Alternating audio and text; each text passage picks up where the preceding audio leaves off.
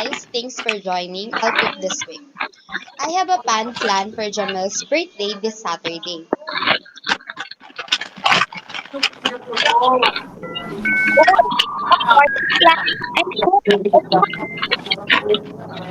Wait. Saturday? Saturday? What time again? We're lagging. Sorry, the internet is so slow. I didn't catch that. Okay, listen again. Saturday at 7 p.m., we'll invite Jamel to a fake group study meet. And then, surprise! Wear pastel colors. Each of us sends a 1 minute birthday video message by Friday. We'll compile it into a video for her.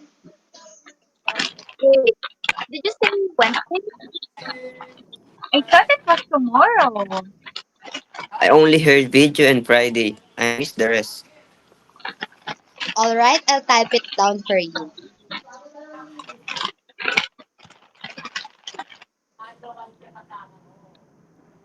Thanks, Jasmine. Super clear now. Oh, okay. I got confused, but now I get it. Get it now. I send my video tomorrow. Copy. All good now. Sorry for the lag earlier. Awesome, just don't spill the surprise, okay?